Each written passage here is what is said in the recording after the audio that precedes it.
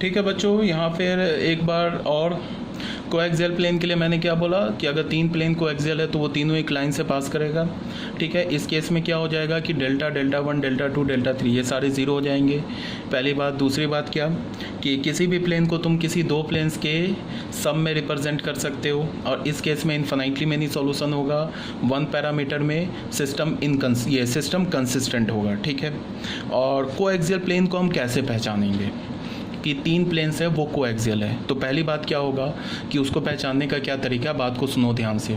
सबसे पहली बात कि तीनों प्लेन्स जो होगा ना वो होगा नॉन पैरेलल। ठीक है, पहली बात। दूसरी बात क्या होगा कि तो भी डेल्टा ज़ीरो हो जाएगा। डेल्टा ज़ीरो होगा, तीनों प्लेन्स नॉन पैरेलल होगा तो डेल्टा ज़ीरो हो जाएगा। ठीक है, ये आगे बात समझ में। इसको मैंने रेड से क्यों किया कि इसके पीछे क्या पर्पस है ये रेड से करने का, कि इसका ये पर्पस है कि delta three lambda times delta one plus mu delta two ये तो होगा ही होगा, ये ट्रू है। ठीक है, अभी आगे बता रहा हूँ। तो ये आगे बात पॉइंट नंबर 8 और पॉइंट नंबर 9 में क्या है, when two of the three planes intersect at a line and the third plane is parallel to the line of intersection of other two planes, then delta is equal to 0 and at least one of delta 1, delta 2, delta 3 is not 0 and hence the system of equations is inconsistent and have no solution। इसमें सुनो क्या होगा कि यहाँ भी तीन planes जो होंगे ना आपस में नॉन पैरेलल होंगे। ठीक है, और डेल्टा ज़ीरो होगा। तो इसमें क्या होगा कि इस केस में क्या होगा कि तीनों प्लेन्स नॉन पैरेलल होगा और डेल्टा ज़ीरो होगा, और delta one, delta two, delta three में at least one of delta is not equal to zero ये होगा।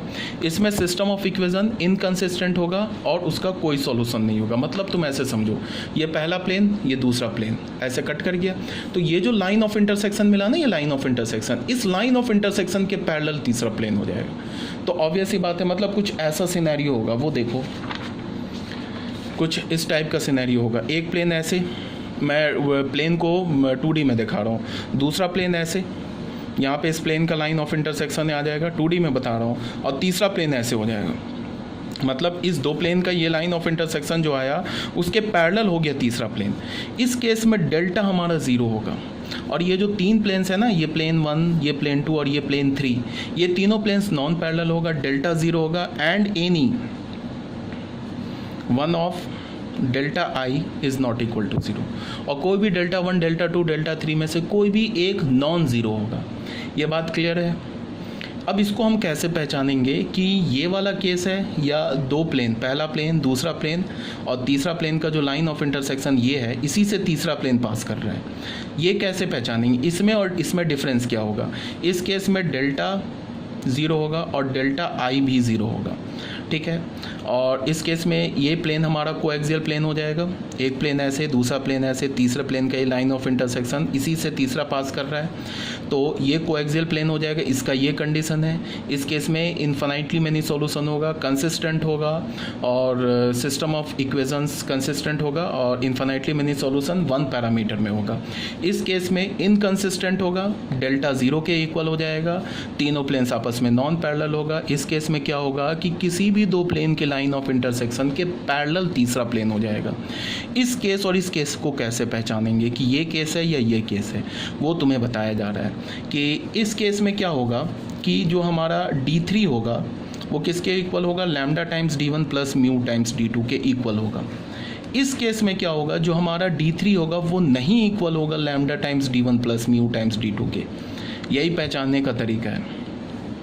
इस केस में क्या होगा कि जो D3 होगा वो lambda times D1 plus mu times D2 के इक्वल नहीं होगा। यहाँ भी डेल्टा ज़ीरो होगा, यहाँ भी डेल्टा ज़ीरो होगा, यहाँ कोई डेल्टा ही ज़ीरो नहीं होगा। देखो हम लोग मोस्ट ऑफ द केसेस में क्या करेंगे, डेल्टा 1, डेल्टा 2, डेल्टा 3 को फाइंड आउट नहीं करेंगे, सिर्फ डेल्टा खोजने से हमारा काम चल जाएगा। क्योंकि क्वेश्चन जब भी आएगा वो डेल्टा 1, डेल्टा 2, डेल्टा 3 नहीं पूछेगा, वो पूछेगा कंसिस्टेंट है या नहीं कंसिस्टेंट है, और अगर कंसिस्टेंट है तो बताओ यूनिक सॉल्यूशन है या इन्फिनाइटली मेनी सॉल्यूशन है। यही पूरे क्वेश्चन में होगा।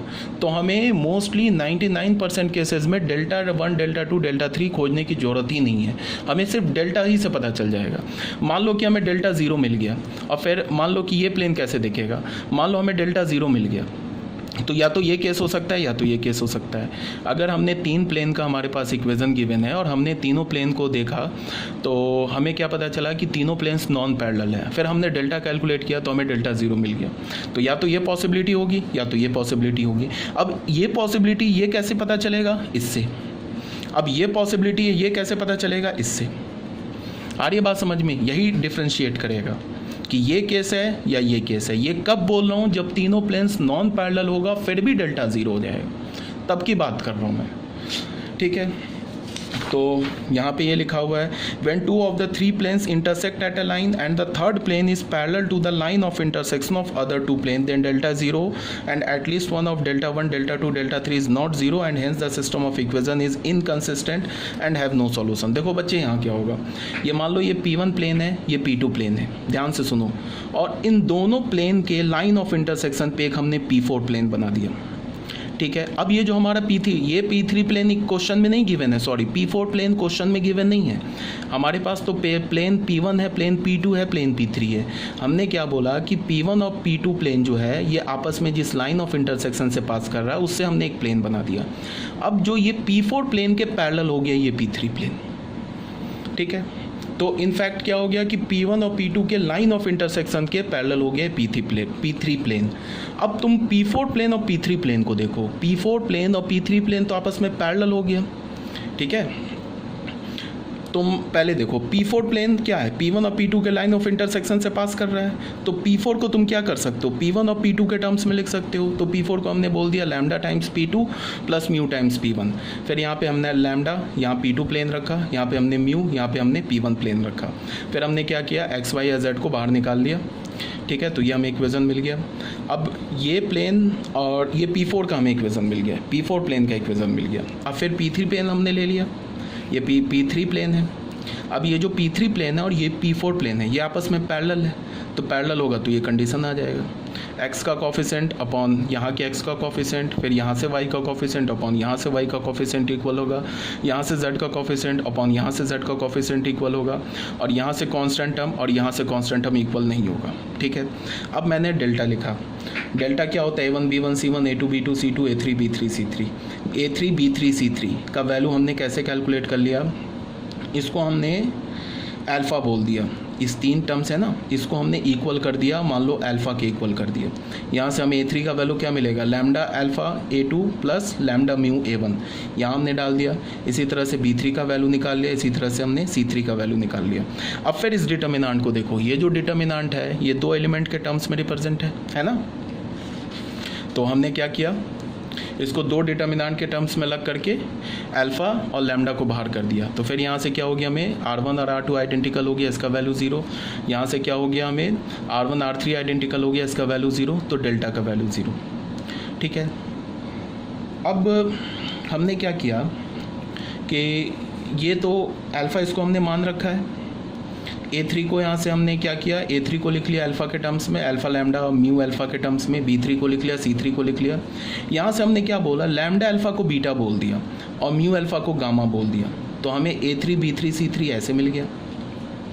बट तुम अगर D3 को, बट जो D3 होगा ना, यहाँ पे हमने क्या बोला, D3 किसके इक्वल होगा, D3 जो होगा वो यहाँ पे अगर तुम क्रॉस करोगे ऐसे, चलो मैं करके दिखाता हूँ। यहाँ पे क्या है हमारे पास, यहाँ हमारे पास ऐसे होगा ना, D3 upon lambda D2 plus mu D1, ये जो होगा ये इक्वल नहीं होगा अल्फ़ा के। तो यहाँ से हमें D3 क्या हो गया, नहीं इक्वल होगा alpha lambda D2 plus mu alpha D1 के। इसको हमने क्या बोला है, बीटा, इसको क्या हमने बोला है, गामा, आई थिंक गामा ही बोला है इस वाले प्लेन में ना।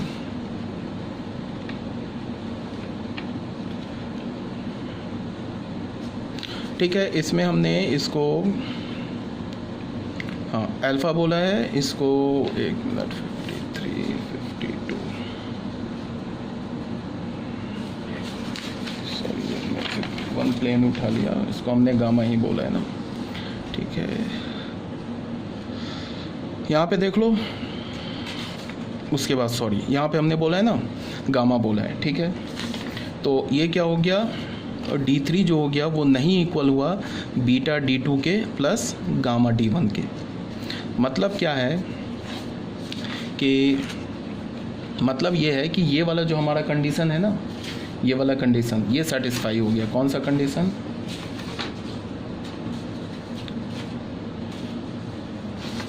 एक मिनट बच्चों,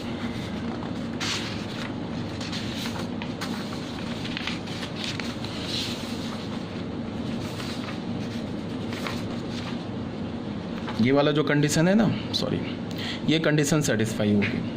मतलब क्या है कि यहाँ पे मैंने क्या बोला है कि अगर कोई भी दो प्लेन्स अगर हमारे पास कोएक्सियल प्लेन है या नहीं है, इसको हम कैसे ये करेंगे, डिफ्रेंशिएट करेंगे कि अगर कोएक्सियल प्लेन होगा तो तीन प्लेन कोएक्सियल होगा तो दो के लाइन ऑफ इंटरसेक्शन से तीसरा पास करेगा।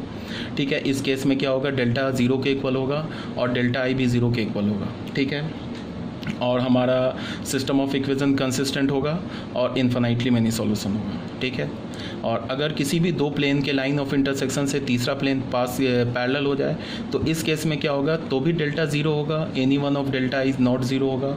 एंड जो हम लोग क्या करेंगे, जो हमारा D3 प्लेन होगा वो beta times D2 gamma times D1 के इक्वल नहीं होगा। इसी से हम डिफ्रेंशिएट करेंगे, एक इससे और एक इससे।